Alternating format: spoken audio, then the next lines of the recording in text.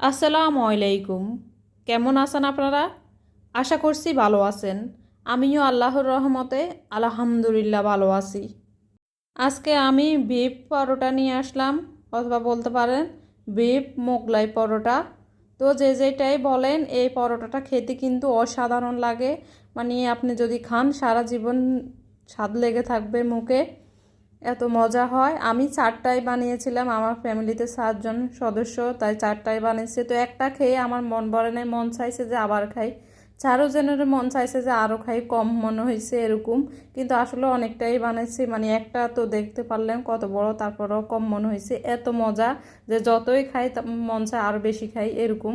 তা আমি মূল রেসিপিতে চলে যাচ্ছি। আমি আটা নিয়ে নিয়েছি পরিমাণ মতো, নিয়ে স্বাদ মতো লবণ দিয়ে অল্প একটু তেল দিয়ে আমি মাখিয়ে নিচ্ছি। তেল প্রথমে বেশি দিব না, অল্প দিয়ে দেখতেছি কতটুকু দরকার।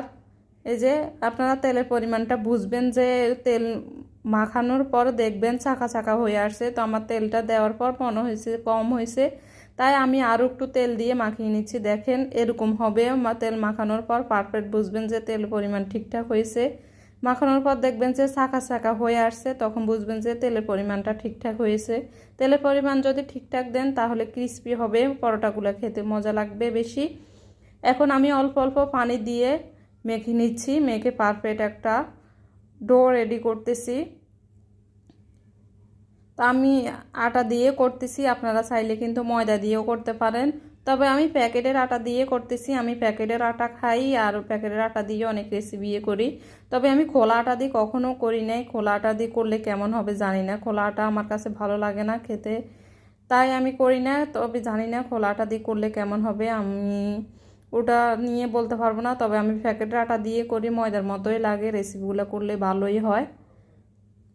এখন ভালোভাবে আমি অল্প অল্প পানি দিয়ে ভালো একটা পারফেক্ট ডো রেডি করেছি। এখন উপরে দিয়ে তেল মাখিয়ে আমি রেখে দিব 1 ঘন্টার জন্য।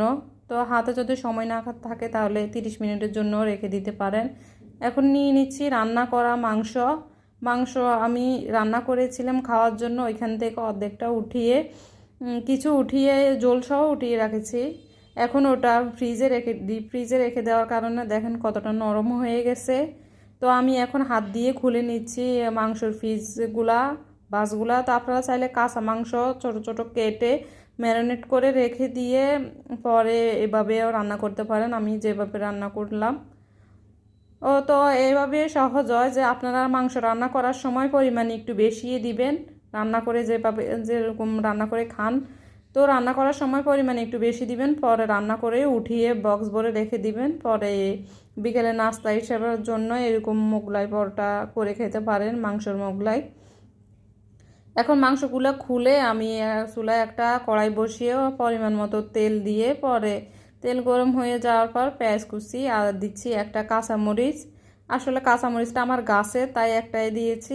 কাঁচামরিচ এটা অনেক জাল, কাঁচামরিচ এগুলা কালো কাঁচামরিচগুলো আর কি, অনেক জাল। যেহেতু আমার বাচ্চারা খাবে আমি একটাই দিয়েছি, তাই বেশি দিনে। তবে মোগলাইতে বেশি দিলে বেশি মজা হয়। আর লবণ অল্প একটু, হলুদ গুঁড়া একটু দিয়ে আমি এখন চুলার উপরে তেলের মধ্যে একটু ভেজে পরে আলু দিয়ে দিচ্ছি। আলুগুলো আমি এভাবে গোল গোল করে কেটে নিয়েছি, পাতলা করে এভাবে গোল গোল করে কেটেছি, দেখেন দেখতে বুঝতে পারবেন। কেটে আমি পরিষ্কার করে ধুয়ে পানি ঝরিয়ে এখন তেলের মধ্যে দিয়ে দিচ্ছি। দিয়ে আমি খুব ভালো করে নেড়ে ছেড়ে কিছুক্ষণ ভেজে নিব, যতক্ষণ পর্যন্ত আলুটা সিদ্ধ হয়ে আসে। 60% মতো আলু সিদ্ধ করে নিব। এভাবে তেলের মধ্যে কিন্তু ঢাকনা দিয়ে রাখার পর সিদ্ধ হয়ে যায়, পানি দেওয়ার দরকার পড়ে না। তো আমি কিছুক্ষণ রান্না করার পর আলুটা সিদ্ধ হয়ে গেছে। চুলার আঁচটা অবশ্যই লো হিটে রাখবেন। এখন আমি মাংসটা দিয়ে দিচ্ছি। যেহেতু মাংসের সাথে মশলা ছিল, তাই আমি এক্সট্রা কোনো মশলা আর আলুর সাথে অ্যাড করি নাই। তবে আপনাদের যদি এভাবে না রান্না করেন, কাঁচা মাংস রান্না করেন, তাহলে কাঁচা মাংসের মধ্যে সব মশলা দিয়ে মেখে পরে এভাবে রান্না করে নিয়ে শেষে দিয়ে উঠানোর আগে আলু দিবেন, আলু যদি দিতে চান। তবে আলু দিবেন, আলু দিলে খেতে আরও বেশি মজা হয়। তো আমি মাংসটা দিয়ে নেড়ে ছেড়ে যতক্ষণ পর্যন্ত মাংসের ঝোলটা শুকিয়ে আসে ততক্ষণ পর্যন্ত আমি রান্না করে নিব। এভাবে নেড়ে ছেড়ে কিছুক্ষণ পর পর নাড়তে থাকবো। আর পুরোপুরিভাবে হয়ে আসলে এখন আমি দিয়ে দিচ্ছি ম্যাজিক মশলা একটা। তো আপনাদের যদি ম্যাজিক মশলা হাতের কাছে না থাকে তাহলে নুডলসের মশলাও দিতে পারেন, বা ভাজা জিরের গুঁড়ো দিতে পারেন। এছাড়া যদি কিছুই না থাকে তাহলে কিছুই দেওয়ার দরকার নাই, এমনিতেই এই মাংসটা খেতে মজা হয়। তবে যদি কিছু না থাকে তাহলে পেঁয়াজ কুচির পরিমাণটা আপনারা বাড়িয়ে দিতে পারেন, এতে করেও মজা হবে।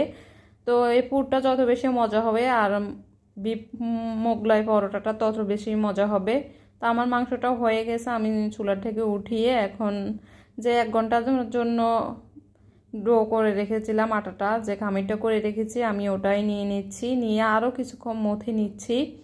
মধ্যে আমি লম্বা আকার করে নিচ্ছি একটা পিঁড়েতে, নিয়ে আমি 4 ভাগ করে কেটে নিব ছুরি দিয়ে। দেখেন এটা যত সময় নিয়ে রেখে দিবেন ততই সফট হবে এই ডোটা। দেখেন কত সুন্দর হয়েছে। এখন আমি 4 ভাগ করে কেটে পরে আমি একটা ভাগ নিয়ে নিচ্ছি, নিয়ে আরও কিছুক্ষণ মথে নিচ্ছি। মথে আমি রুটি বানিয়ে নিব, এটা একটা রুটি বানিয়ে নিব। আর রুটিটা আমরা যেরকম আটার রুটি খাই ওরকমই হবে মোটাটা রুটির। তবে আমি সবগুলাই কিন্তু এভাবে গোল মানে মধ্যেই সবগুলো এভাবে গোল আকার করে মানে রুটির শেপ দিয়ে নিচ্ছি। তো চারোটায় আর কি একটা একটা করে চারোটায় নিয়ে নিচ্ছি। এরকম করে নিলে কিন্তু বেলতে সুবিধা হবে, সেট হয়ে যাবে আর কি। তো আমি চারোটায় এরকম গোল গোল করে মধ্যে পরে রুটি শেপ দিয়ে রেখে দিচ্ছি, দিয়ে প্রথমে যেটা নিয়েছি ওটাই রুটি করে নিচ্ছি। তা আপনারাও এভাবে করে নেবেন, এভাবে করলে কিন্তু মানে সেট হয়ে যায় আর রুটি বানাতে সুবিধা হয়, রুটিটা তাড়াতাড়ি বানানো যায়। আর আমি মাঝখান দিয়ে একটু মোটা রাখবো আর সাইডগুলো একেবারে পাতলা পাতলা করে রাখবো, মানে পাতলা করে রাখবো, মানে মাঝখান থেকে সাইডটা একটু পাতলাই হবে, কারণ সাইডটা তো বাজ দিয়ে যাবে, মানে বাজ করব আর মাঝখানটা তো বাজে পড়বে না, তাই মাঝখানটা একটু মোটা রাখবো আর সাইডগুলো একটু পাতলা করে নেব। নিয়ে রুটিটা বানিয়ে নিচ্ছি। দেখেন যতটা বানানো যায় কত বড় করে বানিয়েছি, আসলে রুটিটা এরকম বড়ই হবে যেহেতু মোগলাই পরোটার জন্যই বানাচ্ছি। বানিয়ে এখন আমি পুরটা দিয়ে দিচ্ছি। পুরটা রুটিটা বানাতে বানাতে পুরটা ঠান্ডা হয়ে গেছে, অবশ্যই পুরটা ঠান্ডা করে পরে দিবেন।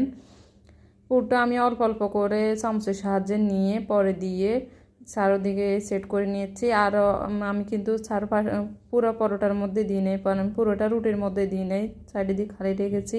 আর এখন আমার বাসা বানানো চিজ দিয়ে দিচ্ছি। চিজটা আমার বাসায় বানিয়ে নিয়েছি, আপনারা চাইলে দেখে নিতে পারেন, অলরেডি আমার চ্যানেলে দেওয়া আছে। তো আপনাদের যদি বাসায় থাকে হাতের কাছে থাকে চিজটা দিবেন, না দিলেও সমস্যা নাই, তবে দিলে কিন্তু আরও খেতে মজা হয়। তবে না দিলেও সমস্যা নাই, এই মোগলাই পরোটাটা খেতে অসাধারণ হয়, এমনিতেই মজা হবে মাংস দিয়ে দেওয়ার কারণে। চিজটা যদি হাতের কাছে থাকে তাহলে দিবেন, না দিলেও সমস্যা নেই। তবে আমি খুব সহজেই কিন্তু চিজটা বাসায় বানিয়েছি, তো আপনারা চাইলে দেখে নিতে পারেন, যারা চিজ বাসায় বানাতে পারেন না তারা গিয়ে দেখে নিতে পারেন, বা সহজ করে বানাতে পারেন না দেখে নিতে পারেন। আমি আরেকটা রুটি আপনাদেরকে বাস করে দেখিয়ে দিচ্ছি, এরকম করে বাস করে নেবেন, মানে পুরটা যেহেতু না দেখা যায়, পুরটা যেহেতু বের হওয়ার ব্যবস্থা না থাকে এরকম করে। আর একটু বাস করে নেওয়ার পর হাত দিয়ে চেপে সেট করে নেবেন, চেপে দেওয়ার পর কোনো পুর টুর বের হবে না, আরও ভালো করে সেট হবে। তো আমি এখন চুলায় একটা প্যান বসিয়ে প্যানের মধ্যে তেল দিয়ে দিয়েছি, আর তেলের পরিমাণ কিন্তু অনেক বেশি দিচ্ছি, কারণ পরোটাটা ডুবা তেলে ভাজতে হবে, তাই তেল দিয়ে আমি তেলটা গরম করে নেওয়ার পরে পরোটা দিয়ে দিচ্ছি। পরোটাটা দিয়ে পরোটাটা যখন এক পাশ হয়ে যাবে তখন আমি উল্টিয়ে অন্য পাশও দিয়ে দিব, তবে যে পাশ মোটা ওই পাশটাই আগে দিয়ে ভেজে নিচ্ছি। আর দেখেন খুন্তির সাহায্যে আমি চেপে চেপে দিচ্ছি, এতে করে মানে পরোটাটা ফুলবে আরও ক্রিস্পি হবে। তো আমি একটু একটু করে চেপে দিচ্ছি, আর ওর পাশ যখন হয়ে গেছে দেখেন বাজার পাশটায় আমি প্রথমে দিয়েছি, ভেজে নিচ্ছি, পরে ওটা হওয়ার পর আমি যে নিচের পাশ ওটা দিচ্ছি। এভাবে ভেজে নেবেন, এভাবে ভেজে নিলে দুই পাশে ক্রিস্পি হবে, খেতে মজা লাগবে। তো আমি এভাবে কিন্তু সবগুলো পরোটায় একইভাবে ভেজে নিব, আর এরকম যতক্ষণ পর্যন্ত পছন্দের কালার আসে ততক্ষণ পর্যন্ত ভেজে নিব ব্রাউন কালার করে। এই যে আমি সবগুলোই ভেজে নিব, আমার ভেজে নেওয়া হয়ে গেছে। দেখেন পরোটাটা দেখেন কতটা লোভনীয় হয়েছে, খেতে তো কত মজা হয়েছে। আপনারা যদি না খান কখনো তাহলে বাসায় খেয়ে দেখতে পারেন বানিয়ে। আজকের জন্য এখানেই বিদায় নিচ্ছি, দেখাবো নতুন রেসিপিতে।